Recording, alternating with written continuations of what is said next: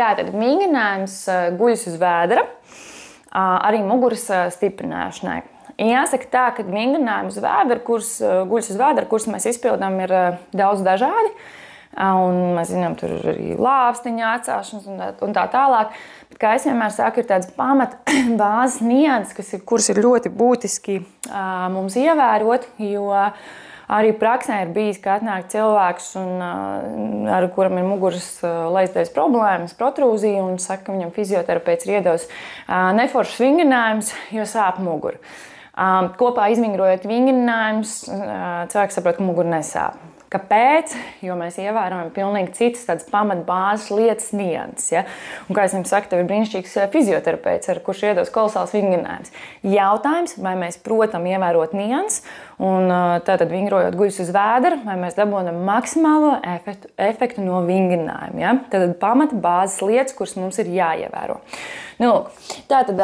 Tāpēc, arī šodien mēs būs viens vingrinājums, ko rādīšu, bet tas pamatlieta, tā bāze, ko mēs ievērojam esot guļus uz vēdera, viņa saglabājās viscaur, jebkurā vingrinājumā, ko mēs pildam.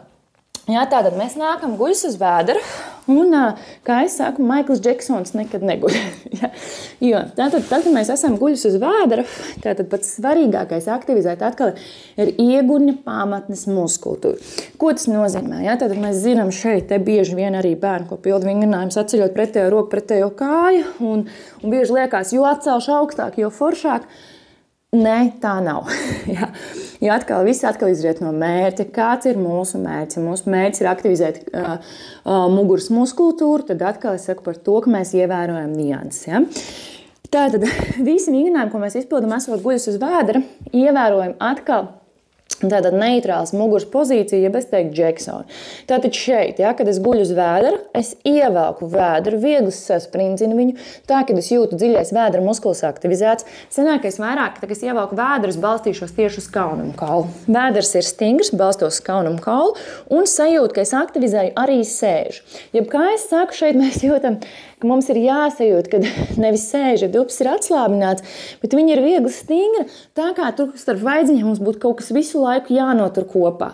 1000 eiro iztēlosimies, ka mums ir 500 000 eiro, kurus mēs spiežam kopā, lai mēs viņus nepalaistu neatbrīvot vējā vaļā. Ja? Tātad šeit es jūtu, tad pirmais, ievelkam vēderu, sēžu viegli stingrā un jūtu arī sānu muskultūra ir aktivizējusies. Tad, kad mums būs sākuma pozīcija, piemēram, vingrinājumā mēs atceļam galvu no grīdas. Vienmēr jāstāsta arī, lai kakls ir mugurkaula turpinājums. Ja tā sajūta, ka mani kāds aiz galvas pamatnes pavalku vēl tālāk projām. Tātad arī, ja skatiens ir grīdā, kakls līdz ar to ir atslābināts, un kad man ir atcelta galva, mans mērķis nav atcelties augstu. Mans mērķis ir atcelties tikai nedaudz, bet tik tā līdz es jūtu, ka sēžu vēders, viss ir stingrs. Un šeit jau, ja es jūtu, ja es nokšu rokas arī uz muguras, es jūtu, ka patiesībā jau muguras muskultūra viss ir aktivizēta. Tātad jūtam, sēžu stingra, korsets stingrā, atceļu pieru no grīdas un atceļam šeit rokas. Sākuma uzdevums pat varbūt šeit turēt tikai atceltas rokas, ka mēs jūtam, ka vēders ir stingrs, šeit te mums ir aktivizēta stingra sēža, un mēs turam sevi. Pievēršam uzmanību, lai pleci neiet uz priekšu, tātad krūškurs atvērts vaļā, un rokas vienmēr, kad ir atcelts plauksts, ir šeit iet gar austiņā. Kākls ir pagarināts, un sākam vingrinājumu izpildi. Notrot stingru mugurkaulu, zīmējam ar vienu roku aplīšus, aktivizējās šeit lāpstiņas muskultūra, un aiziet otru. Joprojām vēders visu laiku ir viegli stingrs, jo tad, kad vēders ir stingrs, mums aktivizējās arī forša muguras muskultūra, un zīmējam vienu aplīti, un zīmējam otru aplīti. Pievēršam uzmanību, ka neraujam augšā plecu. Ja? Tātad roka iet garā austiņu. Viens aplīts un otrs. Vēders sēžas stingrs un izelp viens un otrs. Super, ja? Šādi var izzīmēt aplīšu precīzi, mēram 10 reizes ar vienu roku, otru. Kad ir, vienmēr atslābinamies plaukstu virsū, uzliekam otrai, plaukstai uzliekam pierīt, un mēs šeit viegli atslābinam augšdaļu, un varam izšūpināt arī iegurni.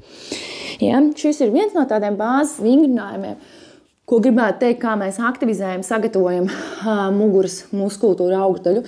Un tad viens tipiskais, klasiskais, ko grib mums iedot, tātad šeit, kad rokas taisnas priekšā novietots, Es tomēr ieteiktu arī nedaudz ieliekt elkoņos, viņas neļaut uzrauties pleciem, bet tieši pretēji šeit tad sākuma pozīcijā var uzraut plecus, un tad mēs viņus novirzam atpakaļ lejā, kad mēs iztēlāmies, ka kakls ir smuki pagarināts. Šajā brīdī jums ir jājūt tieši, kā aktivizējas lāpstiņu muskultūra. Tālāk mēs atkal ejam uz leju, sajūta atkal Džeksons, vēders ievelkās, viegli stingrs ir, kaunumkauls spiež grīdā, sēža ir aktīva un sānu muskultūra strādā. Skatiens ir šeit grīdā. Tad es atceļu vienu kāju, otru kāju, nevis atceļu, bet atliecam pēdiņas. Un ceļi ir tie, kas atceļās no grīdas. Šajā brīdī arī es kājas neatstāju ieliektas ceļos, bet cenšos maksimāli iztaisnot. Tajā brīdī nozīmē, ka mēs arī viegli iestāpjam hamstrings kāja aizmugurs, bet joprojām noturam vēders sēžas stingrā. Tad, kad mums ir šī sākuma pozīcija, tad ko mēs darām? Noturot stingri vēders sēža, veicam pretējā rokas kājas atcelšanu. Šis ir mans maksimālais, jo es noturu stingri sevi uz vēdera muskultūras, veicu rokas kājas atcelšanu pa diagonāli, atgriežos sākuma pozīcijā un izelpu atkal otru pusi atceļam un laižu lejā.